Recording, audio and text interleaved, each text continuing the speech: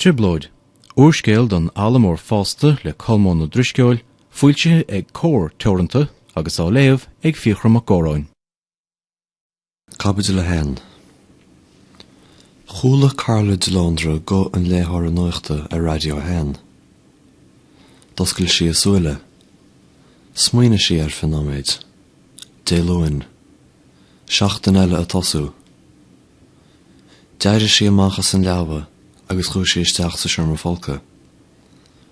Chúla si a hinaín brána a bogus sa siúrma colata eile. Bhí brána ag léis a hain agus papcheol le cluisteáil an na siúmra.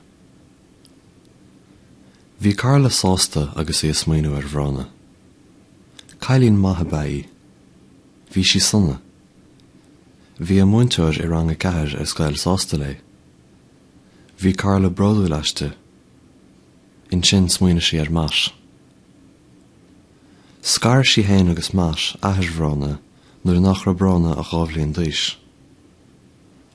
Ba chuimhinn le go maith an lárág más. Hitte scéal as a chéile an lá sin. Bhí cóirí feici ag a ribh sin, ach ní lig siad a hain i do léamh. Ní féidir an fannacht an seo níos mó ar sesin. Níl mé an ráil at a thuile, má anam in seo bei fuagam dit. Sin a dúirt sé. Díreach mar létha in uair scéal éadrom. Rinne siad socrú atrú hain maidir le brána. Chúna sí le Carla, a chaich sí ag más gach darad ar a seachtainna. Bhhaile más brána a eiceáil níos minicí, ach níor a Carla sásta ligean dó.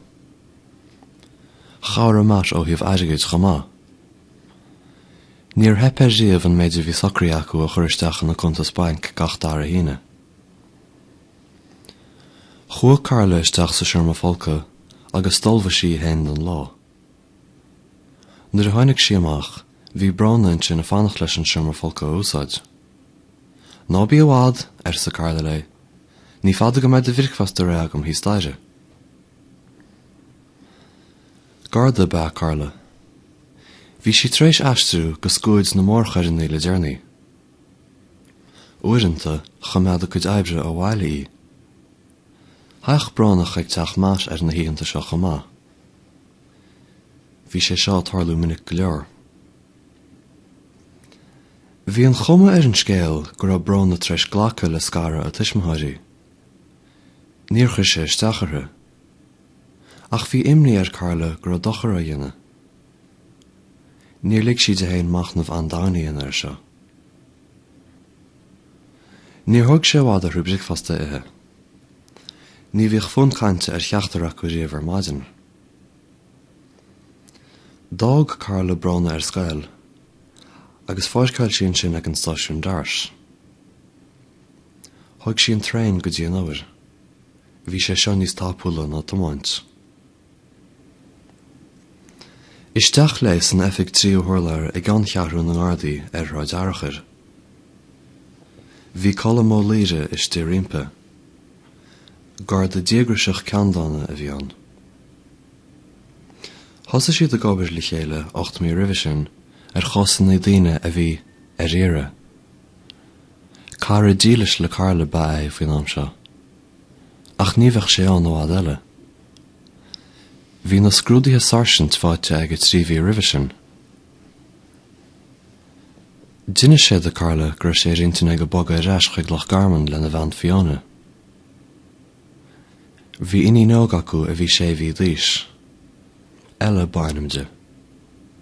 Maidir le colm, ní ra sé a fannacht ar olúntas is stáisiúna Loch Garman.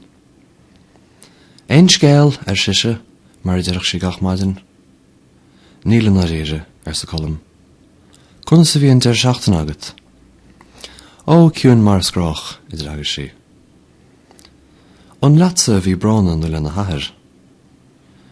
Lumsa bhí si, ach chuig más amacht trína na tarnaí chun seans a hart an dulchaig an anad sport.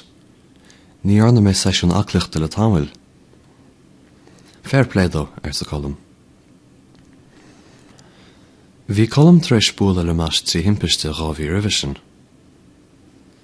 Bhí sé caint leis ar fe leabhare sal ar hiic sé gur bheith ahir inon Carla é.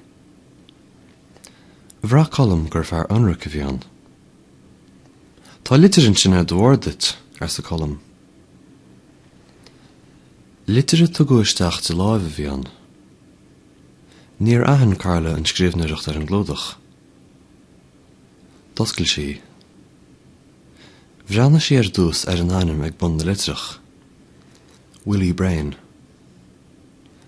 Min chuirpach be é a thug ólaiste cúpla ar hana faoi chosna éagsúla ar bhaithe le heilú a Hermas a Phríosan.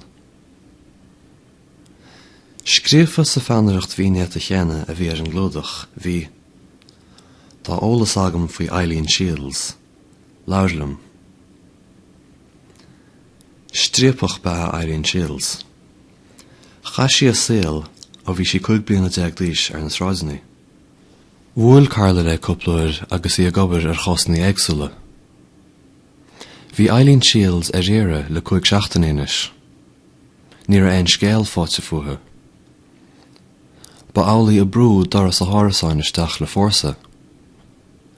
Cheap na Gardaí mar sin gur is sí Trioblóid éigean.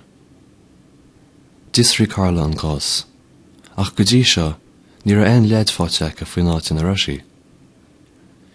Níor chuir aon Garda eile sim sa scéal. Níor aonta ach striapach.